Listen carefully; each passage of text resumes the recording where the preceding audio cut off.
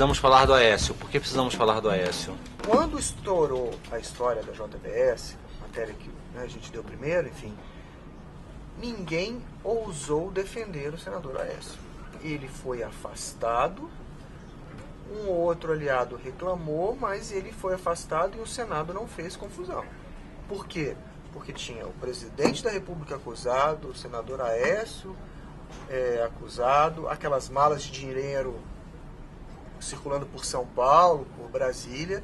Então tinha um contexto em que ficava muito feio e ninguém se apresentou para defender publicamente o senador Aécio Neves. Agora, a gente está num contexto de que o presidente Michel Temer conseguiu derrubar a primeira denúncia, saiu fortalecido. E tem as tais gravações do senhor Joesley falando com ele mesmo e com o sócio dele, meio que montando o cenário, o script de como é que seria o processo de delação.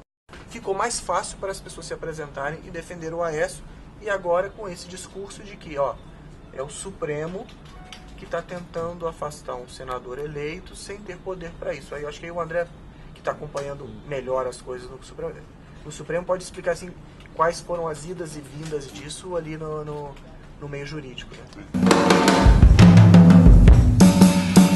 Há vários parlamentares investigados no Supremo, mas poucos tiveram medidas tão drásticas aplicadas.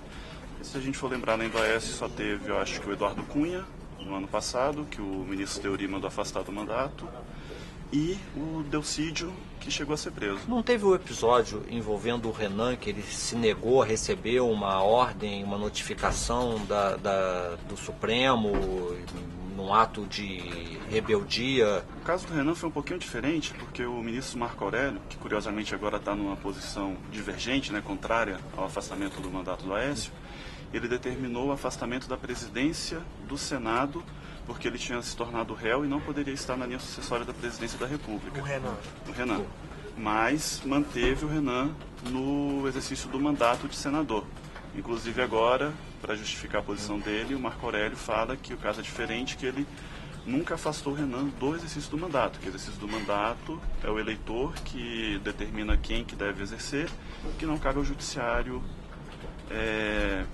afastá-lo do exercício do mandato.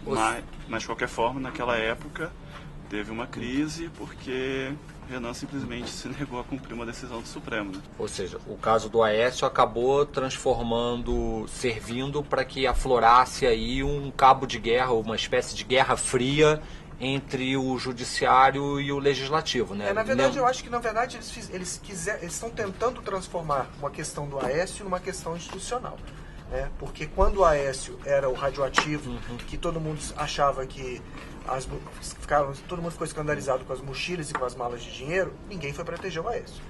Agora que, vou repetindo, o Temer foi salvo e o Joesley não é esse santo que ele tentou vender, então agora está todo mundo transformando numa discussão institucional. De fato, isso vai ser levado para o Supremo, está levando isso para o campo institucional, porque estamos no meio de uma negociação entre Senado e Supremo para saber quem é que vai dar a última palavra em relação a aplicar ou não penalidade em cima de um parlamentar. Mas eu acho que também no futuro, porque hoje é Aécio, amanhã pode ser algum outro Exato, senador. Eu acho isso. Acho que o oportunismo não foi assim, agora que o Aécio, antes ninguém defendia o Aécio, agora que o Joesley está em baixa, vamos defender o Aécio porque o Aécio é uma vítima. Eu acho que o Aécio está sendo usado por muitos outros senadores ali como uma forma de tentar se proteger ou de evitar que isso daí crie-se um novo padrão. Mas isso não foi uma questão quando o senador foi afastado pela primeira vez.